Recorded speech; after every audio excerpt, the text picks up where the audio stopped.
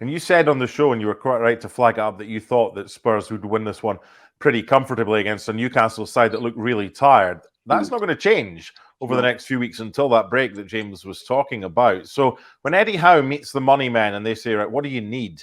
Because obviously they've had injuries as well.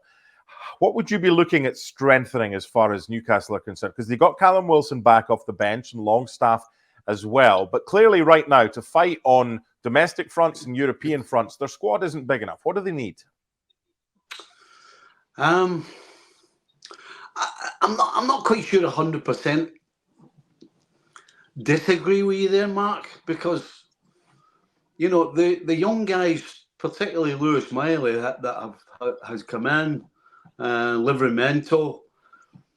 When you've got 13 first teamers out, and you can produce what Newcastle have been through this incredibly hard spell, then I would suggest that when he meets the money men, I think they've now got a base, where it's about, okay, if we want to be contenders for the Premier League, we're going to have to sign a different level of player now, because I think they have a squad that can push for top four,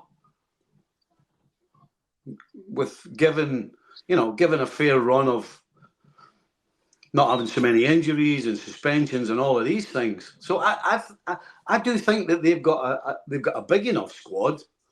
It's just they've got 13 first team players injured. So I think now for Newcastle, if they want to be Manchester City, then they have to do exactly what Manchester City did, and that is get to a certain level, and then you start topping it up with your superstars or your better players. I mean, for me, that's the key now. When Newcastle go and sign somebody, you absolutely have to make sure that this is a guy who's going to make a difference when you're fighting for the Premier League. I think they've shown that they're a top four club, and considering all the problems they've had, I mean, my goodness, I've been really impressed with them. So when I'm meeting the money, man, I'm asking, right, if we want to be pushing for the Premier League, or we want to compete for the Premier League, then now we have to start looking at the big names. I think that's the next step for them. Yeah, and I think it's important to put this into context. And I think you raised some good points there. Eddie Howe's had the opportunities to go and buy big money signings and whatever, and like Chelsea did, and Chelsea have just splashed the cash very unwisely. But he said, look, if the right people come along, then we're interested. I think the biggest answer to what do Newcastle need is a clean bill of health. Then you can take it from there if you get that. James, just before we let you go, I know you've got to go to the post-match press conferences. Where does this leave Spurs? And also, as part of that, something that not many people might speak about, Sarr and Bissouma today do offer that protection to allow the fullbacks to go forward. So I think there's a lot of positives that Ange Postecoglou can take from this, none more so than going one goal up and not losing the game. Yeah, and you're right. I mean, Bissouma, I think, it's sort of slipped under the radar a bit that he's been one of the players of the season, really, for Tottenham. And, those two have really given them a presence in midfield, a durability in midfield that they actually haven't really had before. They've kind of really relied on Højbjerg to try and give them that. But they've not always had that sort of consistent solidity in midfield. Look, I mean, what does it do for Spurs? I think it's a real shot in the arm for Postecoglou, for the confidence. Obviously, they've been on a losing run of late. Got that draw at City, but they've lost the other four. And they've got a winnable run of games coming up now. They've got Nottingham Forest, I think it is on Friday, and then they've got Everton here. And Everton are obviously in good form at the moment, but you'd back Spurs really to beat anyone here, I think. And then they've got Brighton, who are obviously in not a great run themselves.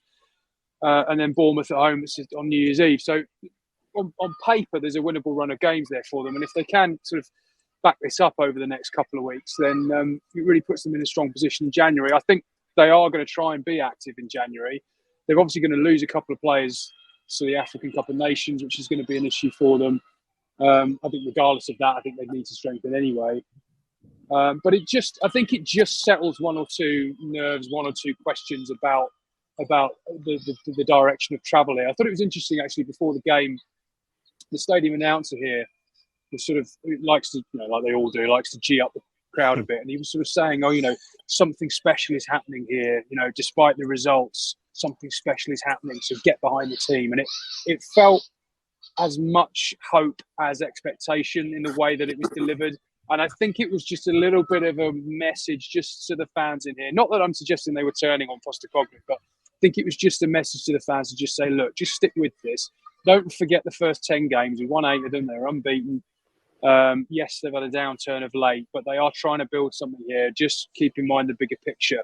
And I think that just tells you that there were 1 or 2 murmurings, and I think they go quiet now for Postecoglou for the time being. And that's really important for him as he's trying to build momentum.